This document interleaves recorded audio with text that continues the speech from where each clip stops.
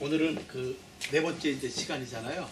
네 번째 시간인데 제가 6번에 걸쳐가지고 그 창세기에 나와 있는 이제 족보와 관련된 얘기들을 제가 말씀을 여러분과 같이 상고할 텐데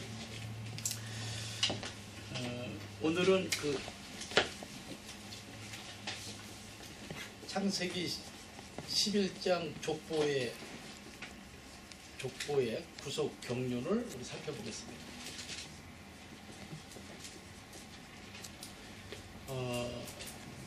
창세기 11장 10절부터 32절까지의 내용입니다. 근데 그 지난 시간에 그 같이 살펴줬던 내용 중에서 뭐가 있냐면 그 노아의 방주 우리 같이 공부를 했잖아요. 노아의 방주, 노아의 홍수 사건. 그래서 이 노아의 홍수 사건과 관련해 가지고 또 빼놓을 수 없는 아주 중요한 것이 뭐냐면은 이 창세기 11장 족보 들어가기 전에 뭐냐면은 그 이 노아의 그 방주 그 건축 기간에 대해서 살펴보도록 하겠습니다. 노아의 방주의 건축 기간. 왜 그런 거 하면은 이 창세기 우리가 요한계시록 22장 18절과 19절 말씀 보면은 하나님께서 기록하신 이 예언의 말씀, 이 말씀을 가감하지 말라 그랬어요. 가하지도 말고 빼지도 말고. 그러니까 우리를 구원하기에 완전 무결하신 말씀이죠. 아멘. 전혀 그 어떠한 것도 추가할 필요 없고 뺄 필요도 없습니다. 완전한 하나님 말씀이기 때문에 그 말씀으로 우리를 충분히 구원할 수 있죠. 근데 이 노아의 방주 건축 기간이 보통 몇 년으로 알고 있냐면은 120년으로 알고 있어요. 120년으로 많은 이제 목사님들도 그렇고 또 주석이나 아니면 창세기를 관련해서 쓴 책들 보면은 120년으로 얘기를 하고 있죠. 근데 성경을 자세히 보면은 120년이 아닌 거예요. 근데 우리는 들은 대로 또 누가 이렇게 얘기하면 가르쳐준 대로 이렇게 그런가 보다라고 하는데 성경을 하나님 뭐라 하냐면 여기가 성경 자세히 보라 그랬어요. 우리 한번 이사야서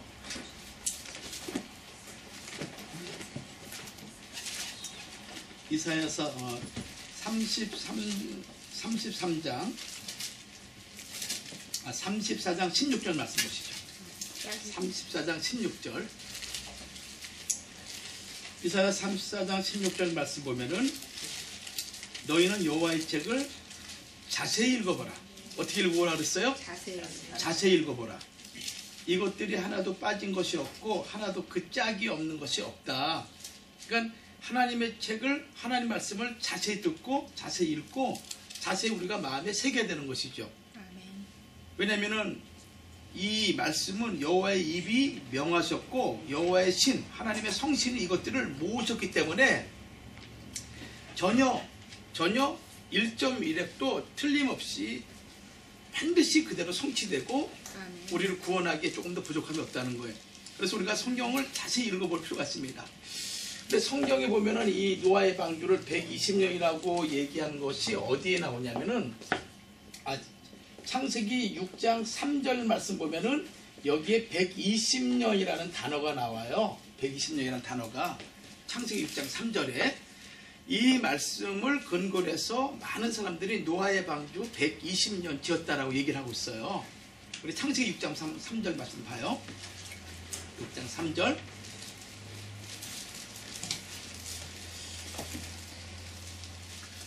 자, 6장 3절 말씀으로 같이 한번 읽도록 해요.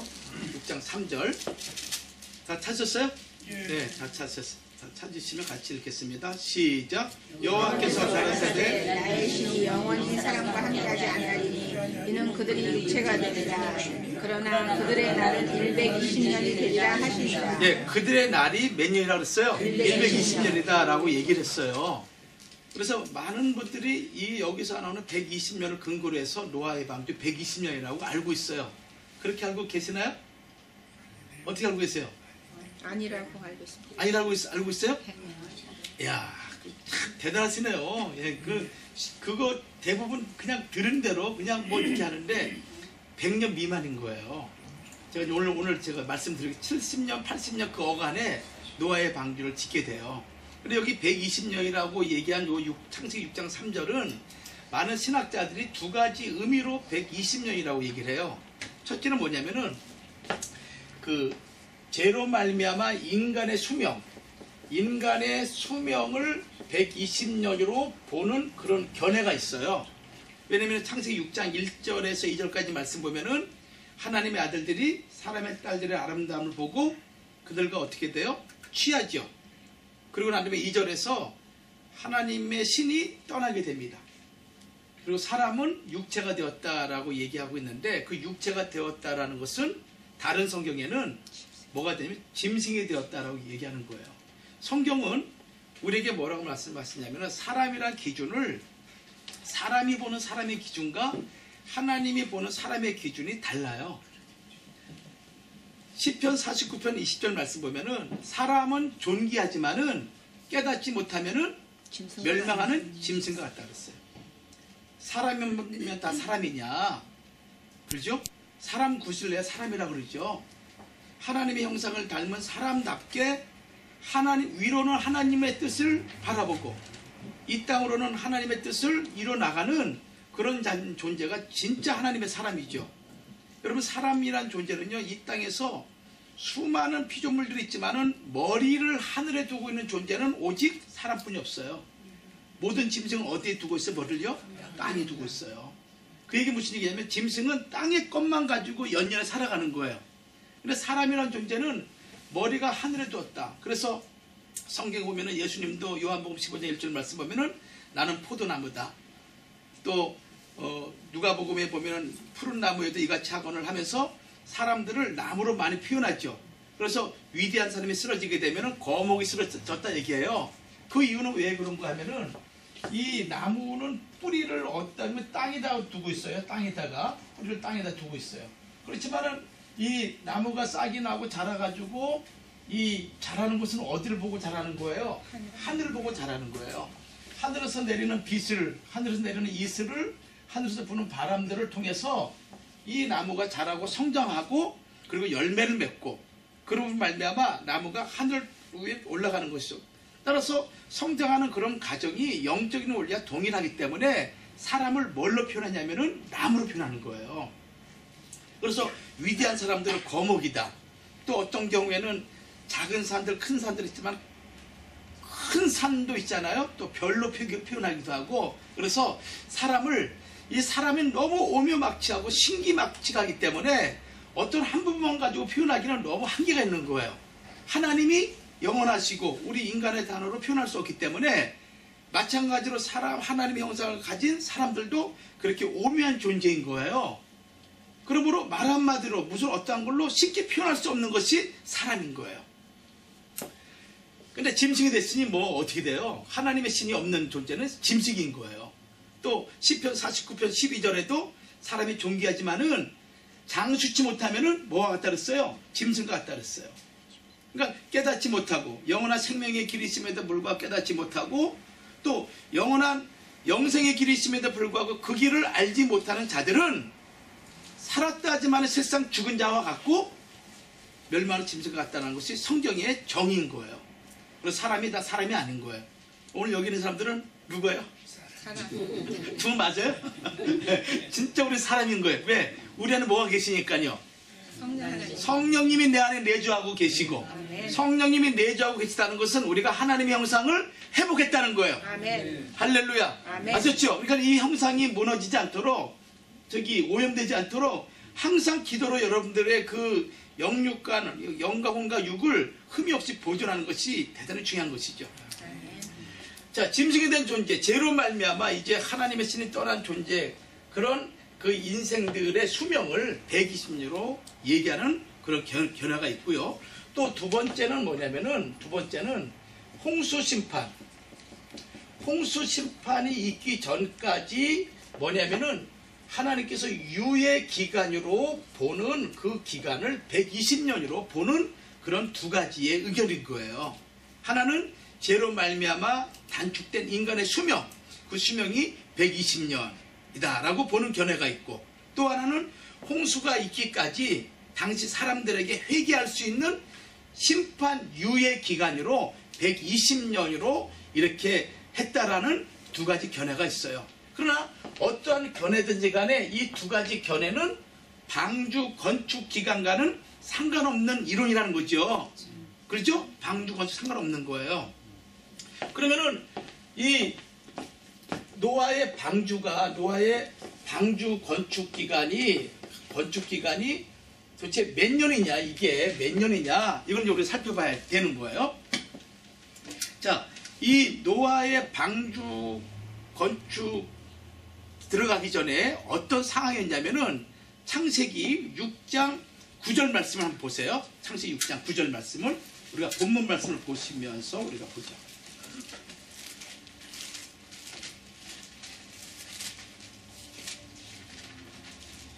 자, 6장 9절 말씀 보면 이제 노아의 사적이 나와요. 노아의 개인적인 그 역사가 나오죠. 근데 10절에 와서 무슨 말씀이냐면은 그가 세 아들을 낳았다 그랬어요. 그러니까 셈과 함과 야벳을 낳은 거예요. 그렇죠?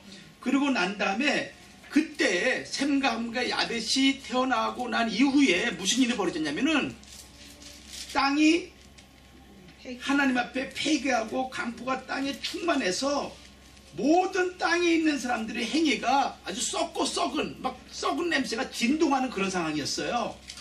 그래서 하나님께서 내가 이들 심판하겠다라고 이렇게 마음을 먹고 노아에게 뭐냐면은 노아 방주 건축하는 건축 구조를 설명한 것이 14절부터 시작이 되는 거예요.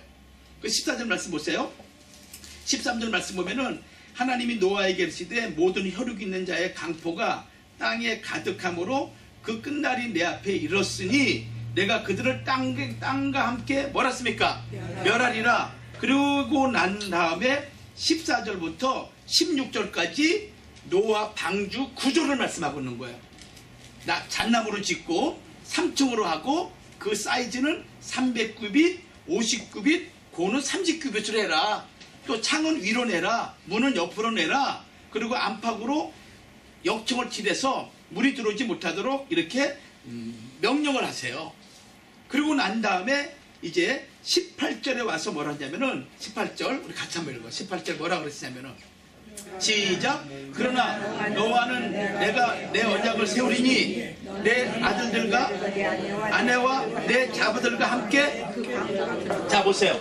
그러니까 뭐냐면은 방주 건축 내용을 말씀을 하고 난 다음에 뭐라 그랬어요? 노아와 그 다음에 그의 아내 그리고 세 아들 그리고 뭐예요? 세 며느리 이렇게 모두 몇 명이 있었냐면은 8명은 방주에 들어가라고 말씀한 거예요. 그렇죠? 이 약속을 하고 난 다음에 그 다음에 이제 방주를 짓게 되는 거예요. 방주를. 자 그러면은 방주가 언제 지었냐 보면은 한번 우리가 이거 보세요. 자 그림을 그리면서 설명할게요. 노아 홍수가 언제 있었어요? 노아 몇 살 때 있었죠? 600세. 노아 600세. 이것이 창세기 7장 6절과 7장 11절에 기록되어 있어요. 7장 6절은 노아 600세라 기록되어 있고 7장 11절에는 노아 600세 2월 17일이라고 기록되어 있어요. 날짜까지 나와요. 7월 17일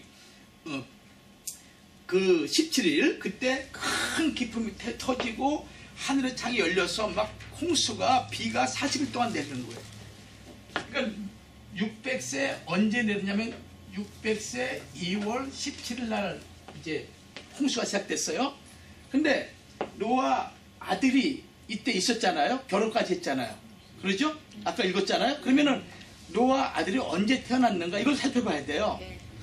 창세기 5장 32절 말씀 보면은 노아의 큰 아들이 누구냐면은 셈이에요. 셈. 근데 500세 된 후에 셈을 낳았다.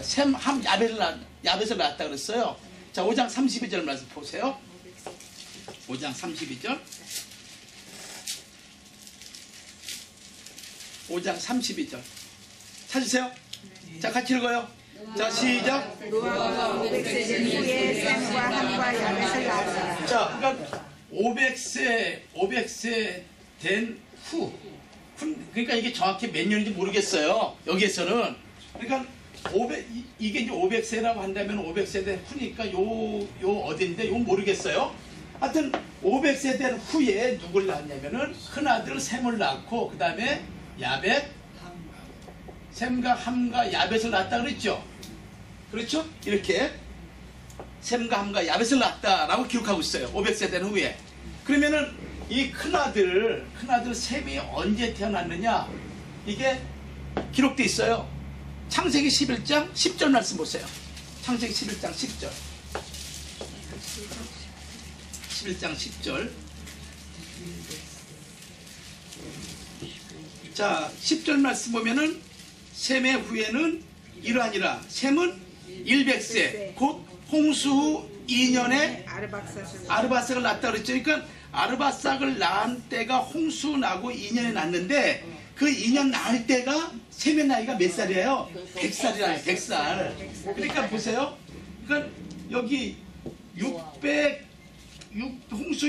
노아 602세 돼도 홍수 2년이니까 홍수가 600세잖아요. 홍수 2년이니까 602세겠죠. 그렇죠? 602세 때 이때 셈의 나이가 몇 살이에요? 100살. 100살. 그럼 거꾸로 해보면은 이게 100이겠죠. 그렇죠? 100인 거예요. 그리고 그러면은 저기 몇 살인 거예요? 저기 한번 셈을 낳을 때가 502세겠죠. 그렇죠? 502세가 되는 거예요. 502세. 그래 안 그래요? 그렇죠? 노아 602세 셈을 그때 홍수가 났으니까 그때 셈의 나이가 100살이니까 역으로 갖게 되면은 노아 502세 때 누굴 낳은 거예요? 셈을 낳은 거예요. 셈을 낳은 거예요. 그렇다면은 이걸 근거로 봤을 때 노아 600세 홍수가 났으니까 방주 짓는 기간은 최소한 어느 어간에 지은 거예요? 요 어간 몇 년이에요? 98년 기간 안에 지어져야 되는 거예요. 그렇죠? 그렇죠. 그러니까 98년 어간에 들어가야 되는 98년 어간에 방주를 지어야 되는 거예요. 근데 문제는 뭐냐면은 또 여기서 한 가지 변수가 뭐냐면은 세 아들이 다 누굴 얻었어요? 며느리를. 그러니까 며느리도 큰아들만 얻는 게 아니겠죠. 둘째, 셋째까지 다 며느리를 얻어야만이 들어가는 거예요. 왜? 창세기 아까 6장 몇 절에? 6장 18절에 너와 내 아내와 내 아들과 내 자부는 방주에 들어가라. 이게 언약을 맺었거든요. 그러고 난 다음에 이제 방주를 지었으니까 그러면은 우리가 생각해봐요. 아이가 결혼하면 보통 몇 살 돼야 돼요? 20살은 넘어야 되겠죠. 그럼 최소한 20살. 유대인들은 성인실이 13세래요. 13세. 그 13세면 국민학교 몇 학년이에요? 이제 중학교 1학년. 우리 옛날에 그 꼬마 신랑 있죠? 김정은 기억나요? 여러분 옛날에 그 김정은이라고? 그래 꼬마 신랑 해가지고 나이 어린 그 시가 그 자손들 부족할 때는 얼른 어린 나이에 그 결혼해가지고 자식을 보고 그러잖아요. 어쨌든 간에 남자가 사내가 사내 후손을 하려면은 최소한 15살 이상 돼야죠. 한 18살 정도 봐야죠. 예를 든다면은. 그럼 보세요. 502세에서 셈이 18살 되게 되면은 이때 셈이 몇 년이 노아 몇 살이 되는 거예요? 520이 되겠죠. 18세 봤을 경우에 18세로 또 이때 이제 뭐냐면은 셈이 결혼한 날이야. 장가간 날이야. 그 다음에 또 그 함 어디 1년 있다가 결혼했다고 볼까요? 2년 있다가 했다고 볼까요? 한 2년 보죠. 그러면은 몇 살이 되는 거예요? 502세니까 522세가 되겠죠. 이때 함이에요. 그 다음에 야벳 좀 일찍 갔어요. 521년 있다 갔어요. 그래서 야벳. 그러면은 정확하게 이 세 아들이 며느리를 얻는 시점을 우리는 523년으로 본다면은 523년에서 요 기간이겠죠. 요 기간 안에 뭘 짓는 거예요? 방주를 짓는 거겠죠. 그러니까 600세에서 523을 빼게 되면은 몇 년이에요? 77년. 그렇죠? 여기서 약간의 어떤 이거는 우리가 이제 생각해 보는 거예요. 생각해 보는 거예요. 그것을 감안한다 하더라도 노아 방주 건축기는 뭐냐면은 70년에서 80년 어간에 지었다라는 것이 나온다는 얘기예요. 이해가 되시죠? 그러니까 방주 건축 기간이 일반적으로 뭐 110년이다. 이게 성경에 맞지 않다는 거예요.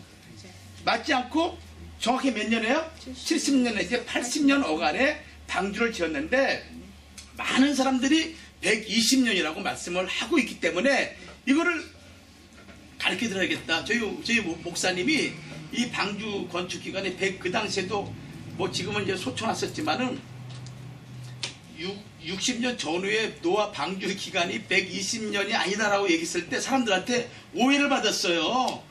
너 무슨 근거로 그렇게 얘기했냐?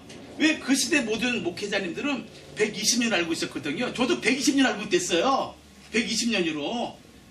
근데 성경을 봤더니 120년이 아닌 거예요.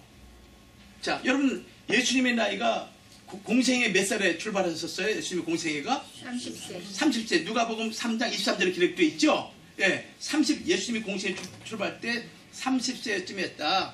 그리고 몇 살에 십자가 돌아가셨어요? 33세. 33세. 그렇죠? 33세. 3년. 이 3년의 기준은 6월절 예루살렘 올라가는 걸 기준해가지고 33세가 나오는 거예요. 근데 예수님의 돌아가신 십자가에 못 박힌 연세를 50세라 그런다면은 잘못된 거 아니에요? 잘못된 거죠. 잘못된 거죠. 예. 아니, 우리 아버지 나이가 연세가 80인데 그분의 나이를 뭐 100세라 한다던가 아니면 60세 한다 그러면은 그 자식이 잘못된 거죠. 제정신이면 그런 얘기 하겠어요? 우리가 하나님을 믿고 안다 그럴 때 하나님 말씀이 우리에게 진리요. 이것만이 유일한 생명의 길이라고 분명히 안다면은 하나님 말씀을 어떻게 알아야 돼요? 정확히 알아야죠. 반드시 자세히 알아야 되죠. 자, 계시록 22장 18절 말씀 보세요.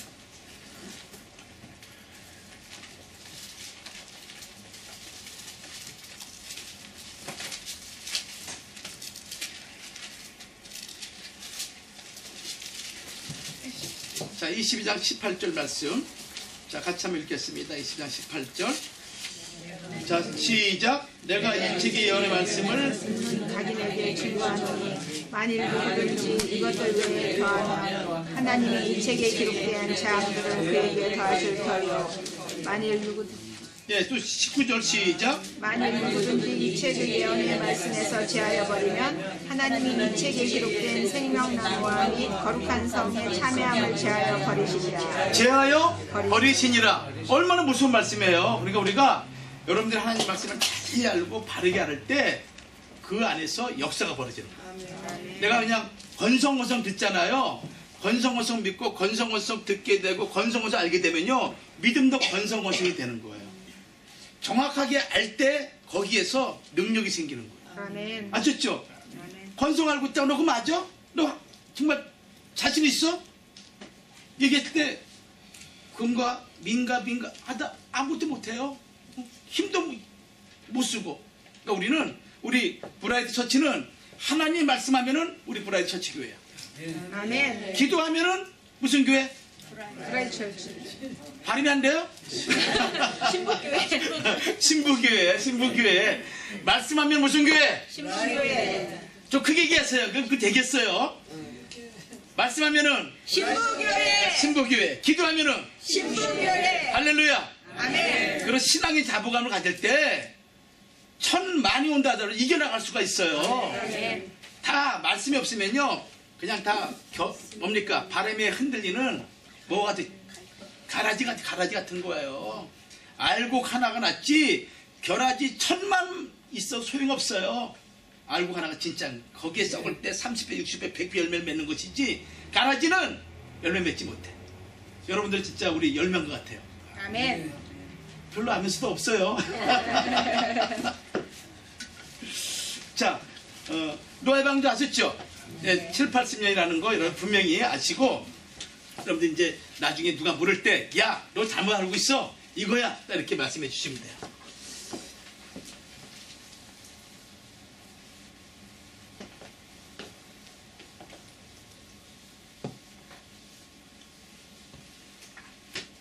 자, 이 창세기 11장 10절부터 32절까지 이제 족보를 제가 볼게요. 이 노아가 누굴 낳냐면은 셈을 낳죠. 셈을 낳고 셈이 이제 아르바삭을 낳아요. 아르바삭을 낳게 되고 아르바삭이 셀라를 낳아요. 셀라가 에벨을 낳고 에벨이 벨렉을 낳게 돼요. 벨렉. 벨렉이 루를 낳게 되고 루가 수룩을 낳게 돼요. 수룩이 나홀을 낳게 되고요.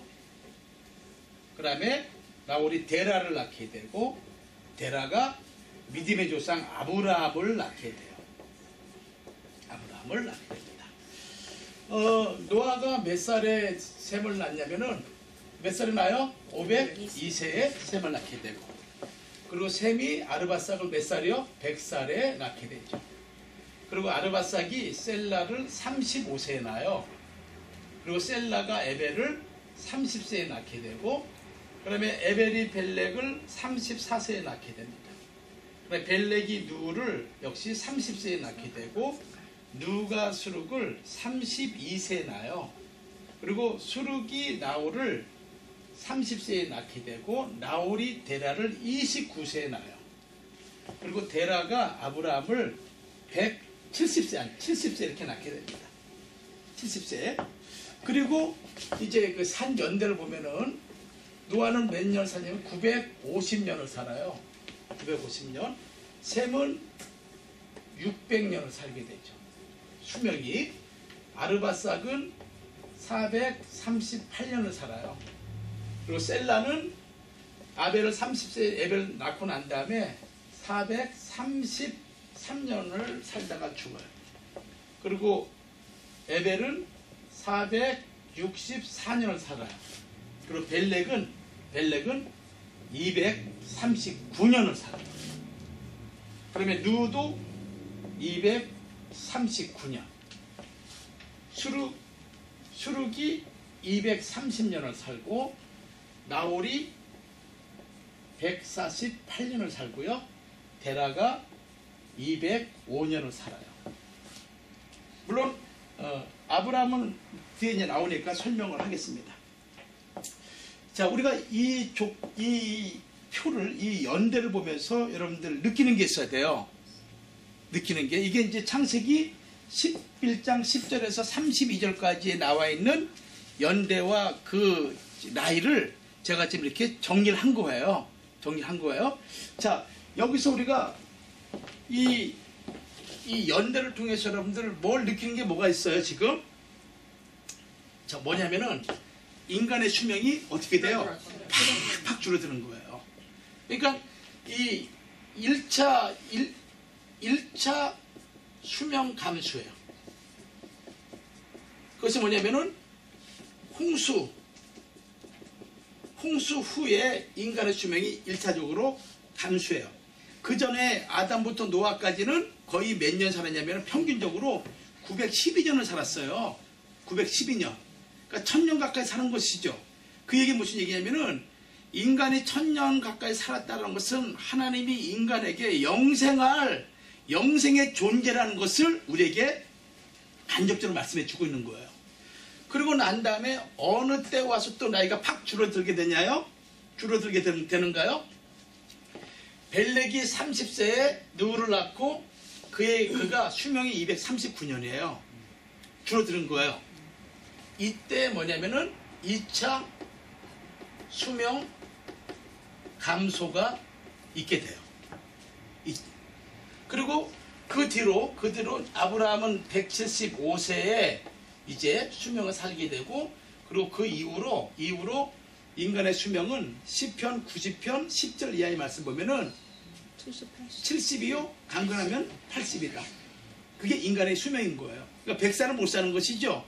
그러니까 이렇게 인간의 수명이 줄어들게 되는 거예요. 즉 하나님의 거룩한 자손들이 점점 가면 갈수록 수명이 줄어들게 된, 즉 인류의 수명이 줄어들게 된 이유가 있겠죠.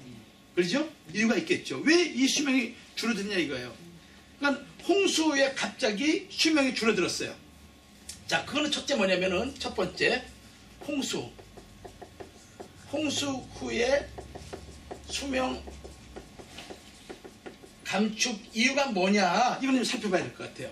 왜냐면 수명은 우리한테 얼마나 중요해요. 그렇죠? 여러분 죽기 원하는 누가 있어요?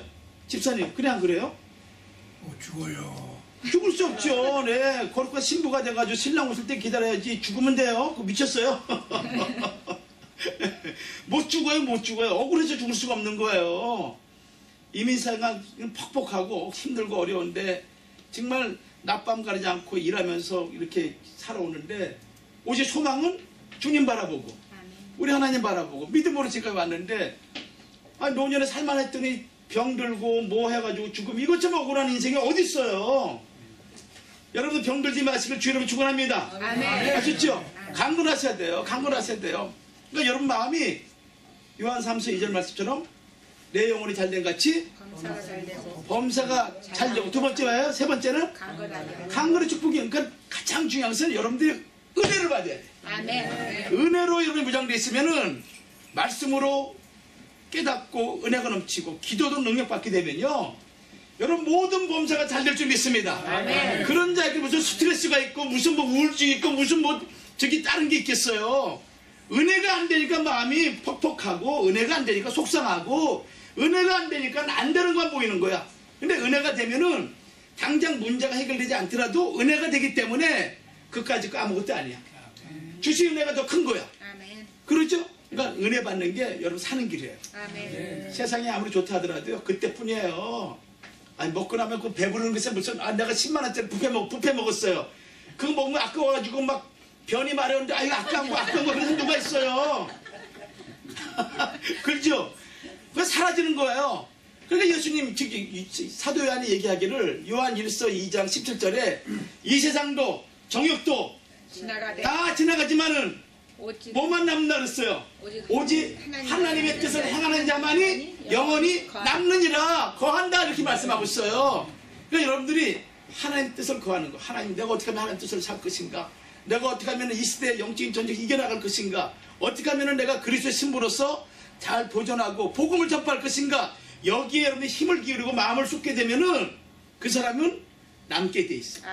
근데 그렇지 않고 인간의 말만 이 만들고 저기 가서 이 얘기하고 여기 와서 이 얘기하고 죄송합니다. 두 분이 모였을 때 이 사람 욕하고 요리 모일 때도 이 사람 욕하고 이렇게 해봤자 지나가면은 다 허탄하고 부끄러운 것뿐이야.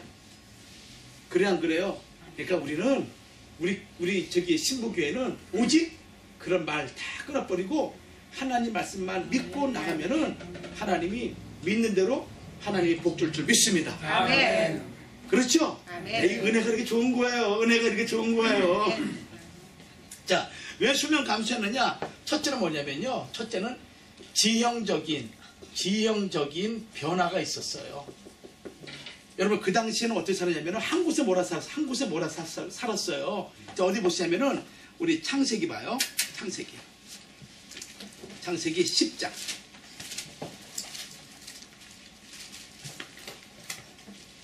자, 10장에 보면은 32절 말씀 보실래요? 32절. 이들은 노아 자손의 족속들이요 그 세계와 나라대로라 홍수 후에 이들에게서 땅의 열국 백성이 나뉘었더라 그랬잖아요. 그래서 11장에 와서 잘 보세요. 온 땅의 구음이 하나이요 언어가 하나이었더라. 이에 그들이, 여기 그들은 누구예요? 노아의 자손들이죠. 노아 홍수 후에 남은 그들이 동방으로 옮기다가 어디에서 거했다 그랬어요? 신할 평지를 만나 거기서 거했다 그랬어요. 그러니까 신할 평지는 어디냐면은 그림을 딱 그려보면은 이렇게 여기에요. 여기가 지금 지중해예요. 지중해고 여기가 지금 이제 그 신의 광야예요. 신의 광야.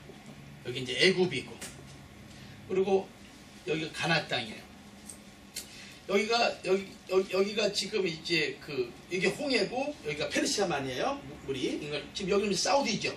현재 사우디예요. 근데 여기서부터 이렇게 해가 유프라데스 강이 흘러가고 티그리스 강이 흘러가요. 티그리스. 이거 유프라데스.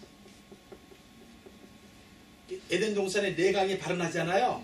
그 중에서 하나가 유프라데스 강이고 또 하나는 히데겔 강은 뭐냐면 티그리스 강을 얘기하고 있는 거예요.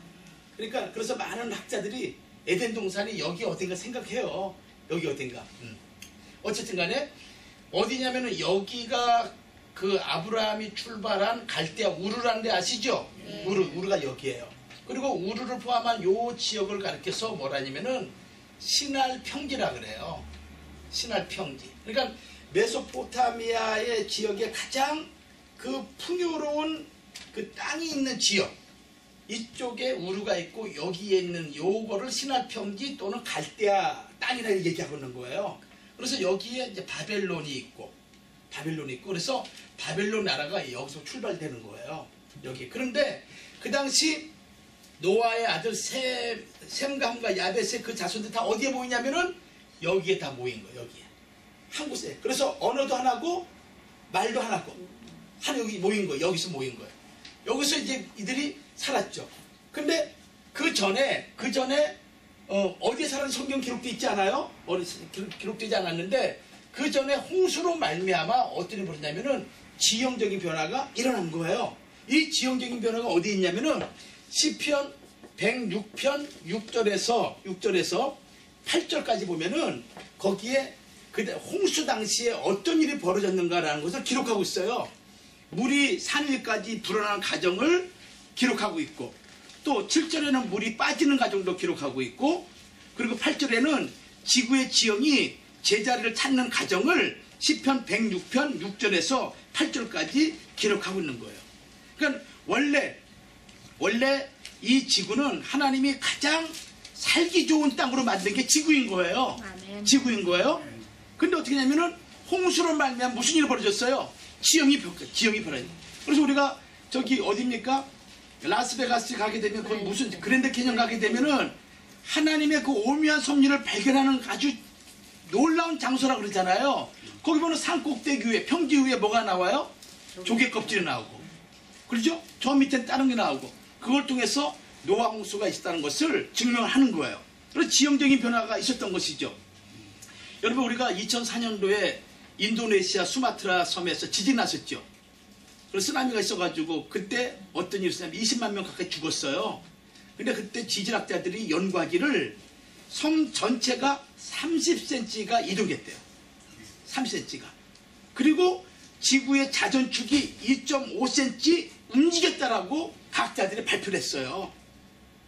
그러니까 한 지역에 지진이 난 것만 해도 그렇게 지형이 움직이고 지축이 움직이는데 지구 전체에 홍수가 나고 막 터졌으니 이 지형이 제대로 움직이겠어요?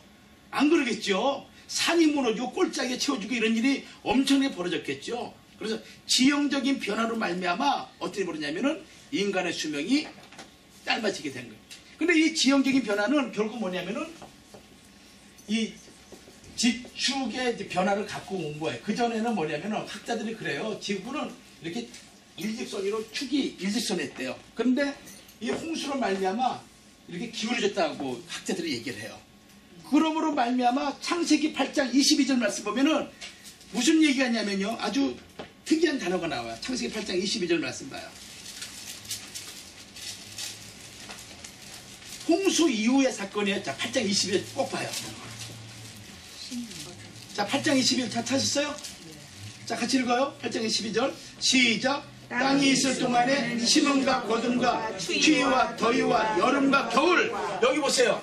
추위, 그 다음에 더위, 그리고 여름, 겨울. 겨울이라는 이 단어가 창세기 8장 22절이 여기서 처음으로 시작이 돼요. 그러니까 그 전까지 더위, 추위 이런 게 없었어요. 없었어. 여름, 겨울이 없었어요. 그냥 전체가 살기 좋은 땅이었어요. 그런데 홍수가 난 이후에 이 지형적인 변화가 있었고 이 지형적인 변화는 결국 뭐냐면은 기후적인 변화를 갖고 온 거예요. 그래서 무슨 일이 있었냐면은 땅이 있을 동안에 심음과 거둠, 거기 뭡니까? 추위와 더위, 여름과 겨울이 있었다. 낮과 밤이 쉬지 않는다. 이 얘기가 홍수 이후에 나온 거예요.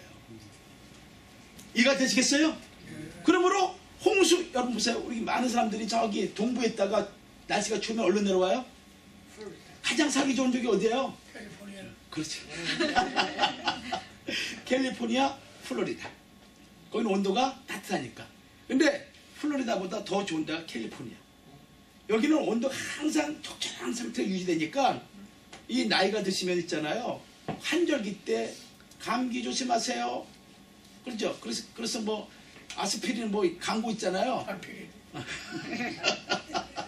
강피리네스.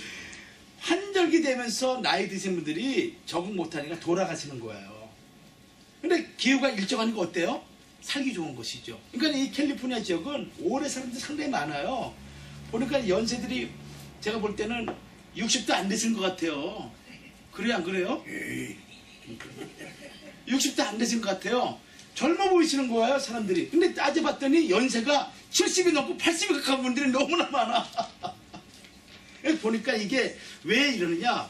이 추위와 더위가 처음으로 등장하는데 홍수 이후에 극심한 추위와 더위가 지구에 찾아온 거예요. 그래서 인간의 수명이 짧아진 거예요.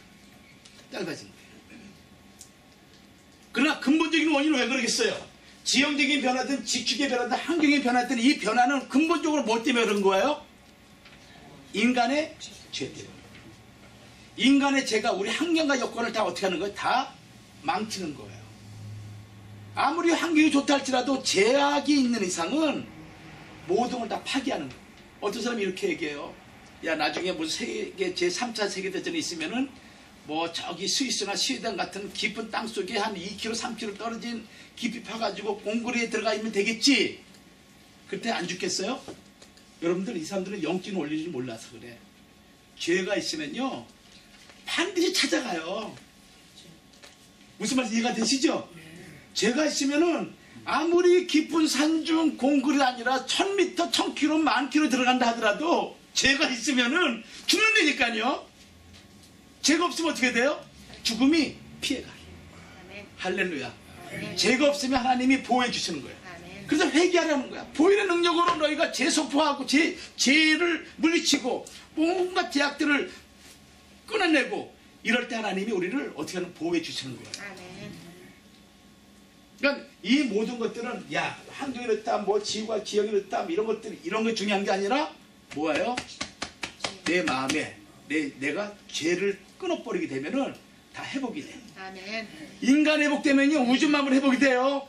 그러니까 로마서 8장 뭐라서 25절 이하 보면은 그 피조물들이 탄식하고 있으면서 하나님의 아들들이 나타나기로 고대한다 그랬잖아요. 그 하나님의 아들 누구예요? 하나님의 형상을 회복한 믿음의 사람들이 나타나셔서 자기들에게 참다운 주인이 되기를 소망하고 있는 거예요. 아멘. 여러분이 그래야 돼요. 아멘. 그럴 때 여러분들이 이 물을 마시고 아니면 뭐 할 때 이 의자가 야, 정말 우리 주인이 왔구나, 할렐루야 소리친다니까요.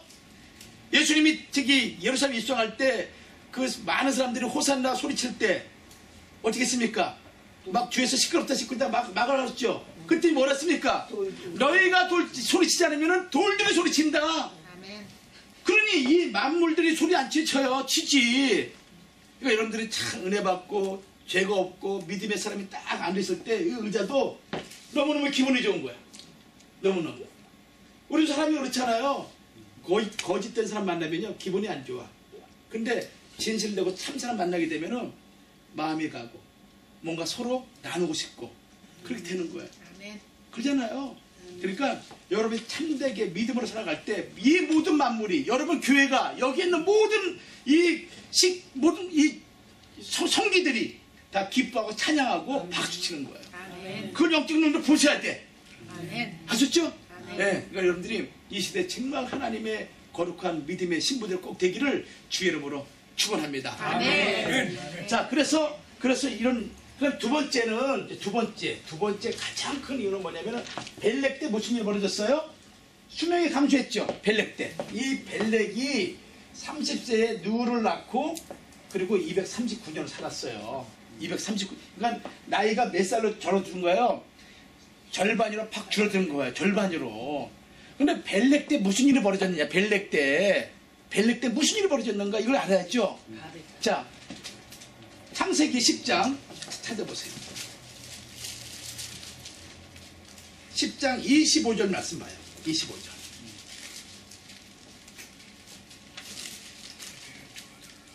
(10장 25절) 같이 읽어요. 시작.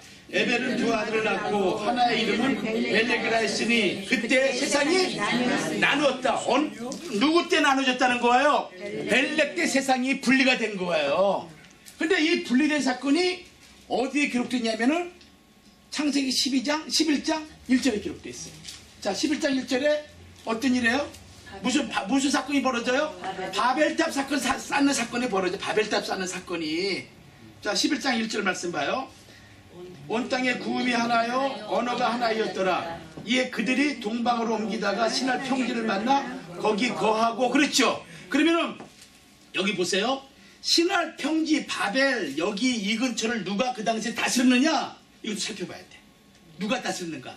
창세기 10장 8절 말씀 보세요. 8절. 제가 이 강의는 제가 이제 2번 남았죠. 네, 그 사이에 강의할 거예요. 가인의 족보를 얘기할 때 제가 얘기할 거예요. 자, 10절 보세요. 10절 8절. 제가 이렇게 잘 보세요. 구스가 또 림으롯을 낳았으니 이 구스는 누구의 아들이냐면은 6절에 함의 아들이에요. 함의 아들이 4명인데 그 중에 이 함의 아들 장남이 구스예요. 구스. 근데 8절에 구스가 또 림으롯을 낳았으니 그는 세상에 처음 영걸이라. 그가 여호와 앞에 특이한 사냥꾼이 되었으므로 속담에 이르기를 아무는 여호와 앞에 느무롯과 같은 특이한 사냥꾼이로다 하더라. 이 얘기를 제가 뭐라 그랬어요? 하나님 앞에 대적하는 사냥꾼이다라는 뜻이에요. 이 얘기가요. 이 말씀이 이게 우리가 볼 때는 좋은 얘기 같지만 그게 아니라 하나님 앞에 대적하는 사냥꾼이라는 그런 뜻을 가지고 있어요. 다른 성경에는 원어에는. 자, 10절 같이 읽어. 10절 시작. 그의 나라는 신할 땅의 바벨과 에렉과 악각과 갈레에서. 자, 보세요. 여기가 신할 땅이라고 그랬죠. 여기 봐요. 그림 봐요. 신할 땅이라고 그랬죠. 여기 우레가 있고 여기 바벨이 있고 여기 에렉이 있고 여기에 다 있는 거. 여기에 누가? 함의 아들 구스의 아들인 니무롯이, 그 당시 니무롯이 신으로 이 시대를 다스렸던 사람이에요. 하나님 믿지 않는 사람이었어요. 예, 니무롯이 여기서 무엇을 쌓냐면은 바벨탑을 쌓는데 왕으로. 여기 그의 나라로. 그의 나라 뭐라 기록됐어요? 10절에 잘 다시 봐요. 성경 자세히 봐야 돼요. 시작. 그의 나라는. 그렇죠. 무슨 나라? 그의 나라에 니무롯의 나라라는 얘기예요. 니무롯의 왕이라는 거예요. 거기에 뭐가 썼냐면은 여기에서 뭘 쌓냐? 바벨탑을 쌓은 거예요. 니무롯의 나라에서. 근데 이 바벨탑이 보세요. 이 바벨이란 단어는 두 가지 의미를 가지고 있어요. 바벨은 이게 바벨론 언어로는 뭐냐면은 신의 문이다. 신의 문이다. 여기를 통과하면은 신의 문이야. 그 다음에 히브리 언어는 뭐냐면은 혼잡이다. 이런 뜻을 가지고 있는 거예요. 자기네 나라 언어로는 신의 문이야. 여러분 마치 뭡니까? 그 영화 가운데 무슨 문 게이트인가요? 무슨 게이트 있죠? 외계로 나가는 무슨 게이트 있잖아요. 네? 이 바벨탑을 쌓는 이유는 뭐냐면 홍수 심판을 피하고 인간의 힘과 인간의 능력으로 우리가 하나님이 되자, 이 뜻인 거예요. 이게. 그래서 마지막 때도 이 영적인 바벨론 같은 세상이 되는데, 그것이 계시록 18장에 기록되어 있죠. 인간의 힘으로 인간의 능력으로 신이 되고 신의 차원을 뛰어넘어가가지고 이제는 이 하나님이 주신 우리의 성마저도 이미지로 바꾸자라는 그런 사상으로 온 세상을 덮는 시대가 오는데, 그 시대가 이 시대예요. 지금 이 시대는요 정말 종말 중에 종말을 치닫고 있어요. 여러분이 깨어 있어야 돼요. 깨어서 이 시대를 보고 이 시대를 잘 보고 신앙을 계승하지 않으면은 여러분들 피눈물 흘릴 때가 있어요. 제가 여러분들한테 저거한 게 아니라 여러분 자손들에게 신앙을 계승하지 않으면요 여러분 눈에 피눈물 흘릴 때가 있다니까요. 정말이에요. 제가 라멕의 아버지가 노아죠. 아니, 노아의 아버지가 라멕이죠. 그렇죠? 노아의 아버지 라멕이에요. 네. 라멕이 복음을 전했는데 그 아들들 많이 낳았어요. 노아 말고. 근데 방주에 들어가서 누구예요? 노아와 그의 아내와 그의 아들과 자부들 뿐이에요. 같은 형제라고 해가지고 다 천국 가는 거 아니에요. 그러니까 복음 전해야 돼요. 무슨 방법을 가더라도 복음을 전해야 돼. 그래서 천국 가도록 만들어야 돼. 여러분의 기도를 많은 기도하지만은 자기 자식들에 대한 자기 자녀들에 대해서 애들이 지옥 가는 거 뻔히 알고 있음에도 불구하고 내가 각오해왔는데 안 됐다 해가지고 포기하면은 그 하나님 믿는 게 아니에요. 왜 포기해요? 끝까지 해야죠. 그렇죠? 그래서 천국 가기 해야 되는 거예요. 여러분 꼭 기도할 때 꼭 자기 자신이 가족을 위해서 기도하세요. 예수님이 오직 계시면은 예루살렘 예수님이 십자가 지고 올라갈 때 예루살렘 여자들이 막 울어요. 그러니까 뭐라 씁니까? 예루살렘의 딸들아 나를 위해서 울지 말고 너와 내 자녀를 위해서 울어라. 네. 왜? 예수님 봤거든요. 예루살렘 AD 70년 AD 70년에 티투스라는 장군이 와가지고 예루살렘을 포위해가지고 죽이는데 그 당시 유대인들이 전 세계 800만 명이 됐어요. 800만 명 중에서 팔레스타인에 몇 명 있었느냐? 200만 명 가까이 있었는데 예루살렘 성에 100만 명이 있었어. 100만 명을 다 죽여버리고. 그리고 10만 명을 데리고 가가지고 로마에 가서 초대교회 당시 네로 시절 때 그 콜로세움에서 수많은 사람들이 사자들에게 짐승 먹이가 되죠. 그 콜로세움을 세운 사람이 누구냐? 10만 명의 유대인들이 가가지고 그걸 세운 거예요. 그러니까 여러분들 우리가 기도 열심히 하실 때 자기 자식과 남편과 아내 식구들을 위해서 기도 많이 해야 돼. 내 자식 다 놔두고 나 혼자 천국 가면은 물론 기쁘게 하겠죠. 그러나 얼마나 또 한쪽에 다른 마음이 있겠어요?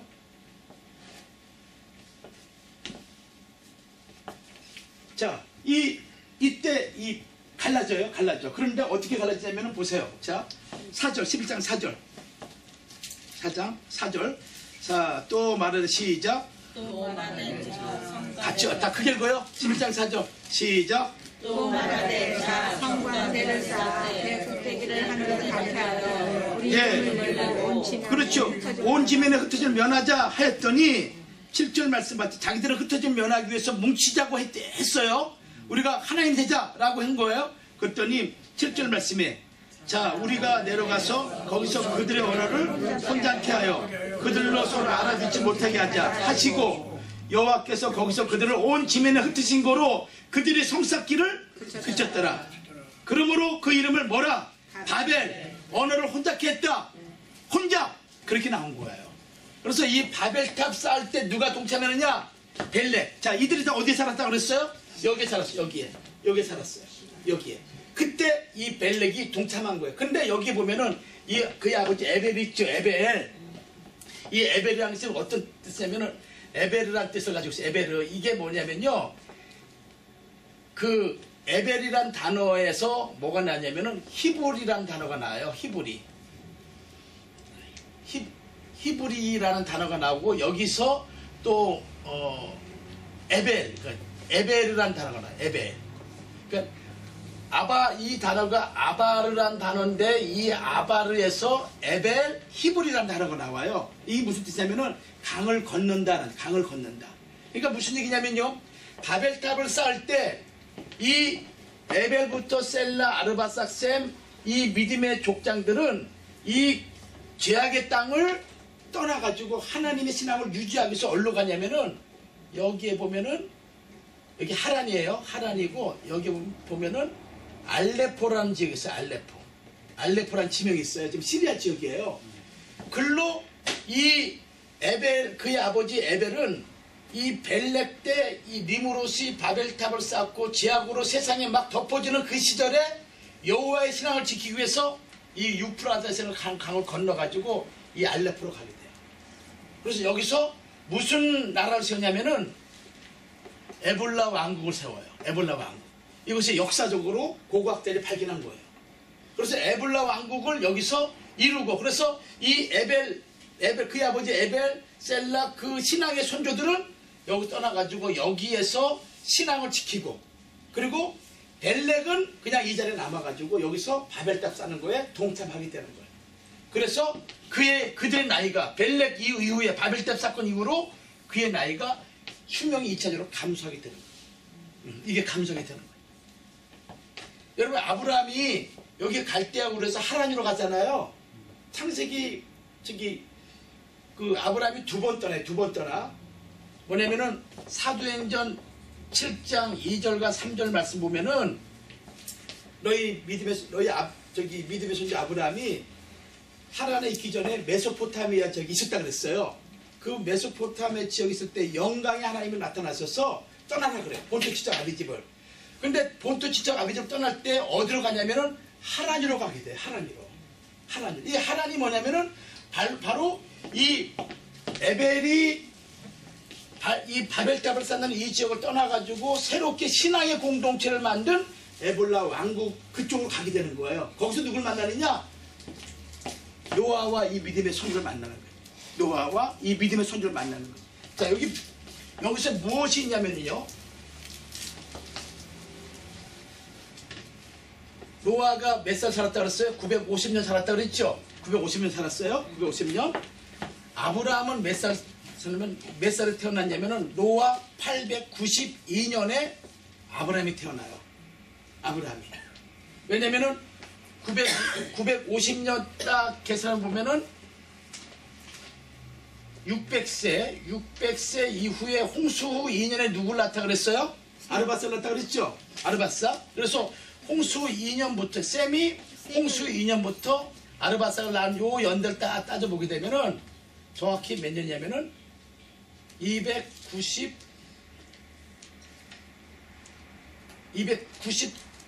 350년이죠. 292년 나와요. 292년. 홍수 이후에 350년 더 살았죠. 그래서 정확하게 58년 동안 누구와 같이 살았냐면은 노아와 아브라함이 동시대에 함께 살아요. 동시대에 함께 살아요. 이 얘기 무슨 얘기예요? 아담에게 전달되었던 믿음의 여자의 후손의 원시 복음이 그의 아들 라멕에게 구대손 라멕에게 전달되고 남에게 전달된 이 복음이 노아에게 전달되죠. 이 노아에게 전달되는 이 복음이 노아가 아브라함과 58년을 동시대 살면서 이 하란에서 아까 하란 에볼라 왕국 있죠. 거기서 복음이 계승이 되는 거예요. 그리고 아브라함이 역사 속에 믿음의 조상으로 딱 나타나게 되는 거예요. 그래서 성경 보면은 아담을 제1류의 조상이라고 그러죠. 그럼 제2의 조상이 누구예요? 노아를 제2의 1류의 조상이라고 그래요. 그러면 세 번째 믿음의 조상을 누구라 그래요? 아브라함. 그래서 아브라함이 역사 속에 딱 등장하는 것이 갑자기 등장한 게 아니에요. 왜냐하면 데라는 아브라함의 아버지 데라는 우상을 숭배했던 사람이에요. 이것이 여호수아 24장에 기록되어 있죠. 근데 그 자손 아브라함을 하나님이 불러가지고 어떻게 했냐면은 하란으로 하란으로. 거기서 어떤 일이 벌어지냐면은 믿음의 손님을 만나는 거예요. 신앙이 계승이 되는 거예요. 자, 여호수아 24장 보세요.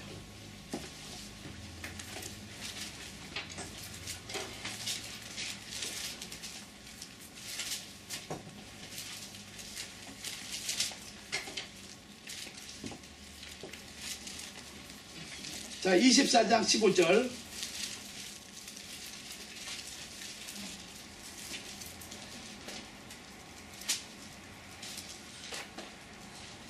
자, 24장 15절 말씀. 자, 같이 읽습니다. 15절. 자, 시작.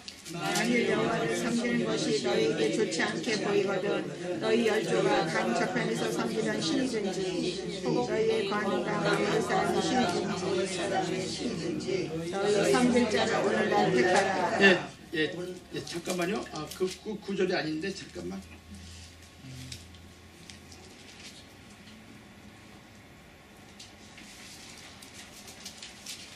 제가 성경 구절을 자, 확인해가지고 제가 여기 나오네요. 네, 24장 2절이네. 2절 죄송합니다. 2절 제가 읽을게요. 제가 여러분 헷갈리겠으니까 제 벌로 제가 읽겠어요. 여호수아가 모든 백성에게 이르되 이스라엘 하나님 여호와의 말씀에 옛적에 너희 조상들 곧 아브라함의 아비 나홀의 아비 누가? 데라가 강 저편에 거하여 무엇을 섬겼다? 다른 신들을 섬겼다 그랬어요. 그렇죠? 그러니까 누굴 섬긴 거예요? 우상을 섬긴 우상을. 그 아브라함의 아버지 데라가 우상을 섬기는 그 가정에서 아브라함이 탄생한 거예요. 근데 하나님이 아브라함의 영광의 하나님이 나타나셔서 본토 지적 아비집을 떠나라 그랬을 때 어디로 갔냐면은 어디로 갔어요? 하란으로. 거기 갔더니 거기 무엇이 있는 거예요? 신앙의 공동체가 있는 거예요. 에볼라 왕국이 있는 거예요. 거기서 믿음의 손주들 만나서 신앙이 계승이 돼가지고 거기서 다시 가나안 땅으로 이동함으로 말미암아 세겜에 와가지고 하나님께 여호와의 단을 쌓는 거예요. 그래서 믿음의 조상으로 역사 속에 딱 출발하게 되는 것이죠. 하나님의 구속 역사가 이렇게 흘러오고 있는 거예요. 아브라함이 갑자기 나타난 게 아니에요. 아브라함이 우리가 어느 사람의 신앙 갑자기 믿는 게 아니에요. 누군가가 뒤에서 눈물의 기도가 있었고 누군가가 남들이 보지 않는 밀실에서 하나님께 통곡의 눈물의 기도가 있기 때문에 그 기도로 말미암아 역사서 가지고 믿게 되는 거예요. 아브라함에게 하나님의 자, 사도행전 7장 우리 보세요.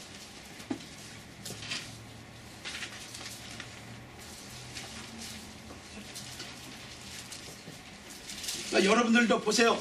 저 보세요. 여러분들도 이 신부교회에 오게 된 이유가 뭐냐? 그냥 온 사람이 하나도 없어요. 그 배경 속에는 누군가가 기도가 있었기 때문에 오게 된 거예요. 여러분 믿습니까? 아멘. 그렇다면은 내 자녀들도 마찬가지예요. 여러분들 앞에 한나와 같이 마음 아파 고통하면서 통곡할 때 하나님이 생각해 주셔야 돼요. 아멘. 그럴 때 다 돌아올 때가 있을 줄 믿습니다. 아멘. 포기할 필요 없어요. 누가복음 18장 1절 뭐라 그랬어요? 낭망하지 말고 기도하라. 낭망하든지 기도하든지 둘 중에 하나 선택해라. 평생을 질질 짤면서 그냥 한숨만 붓고 살든지 아니면 기도해서 하나님의 응답받든지 둘 중에 하나 선택해라. 아셨어요? 어떻게 하실 거예요? 어떻게 하실 거예요? 기도해서 살려야죠. 그렇죠? 우리 권사님들 어떻게 하실 거야? 해야죠. 그렇죠. 기도해서 살려야지. 기도해서. 그리고 기도도 우리 목사님 그랬어요. 한 번 기도한 사람하고 10번 기도한 사람하고 어떻게 같냐? 아멘. 그래 안 그래요? 아멘. 그렇잖아요. 행한 대로 갚으신 하나님. 아멘. 행한 대로. 그러니까 한 번 기도할 거 두 번 기도하고 두 번 세 번 하고 하다 보면은 쌓여서 어느 순간 기도약이 딱 차게 되면은 폭발해. 아멘. 여러분 임계점이라는 게 임계점. 임계온도 아시죠? 이 99도까지는 이게 별로 안 끓어. 그냥 별로 이렇게 열긴 했지만 근데 100도가 딱 되게 되면 어떻게 돼요? 막 이게 막 이게 막 소용돌이 치면서 막 거품이 나고 막 그래요. 그게 임계점이에요.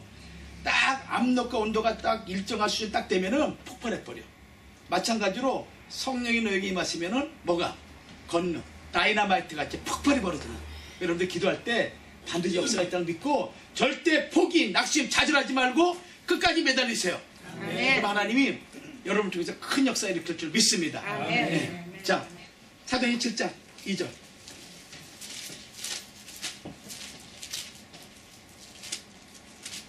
자, 같이 한번 읽겠습니다. 2절.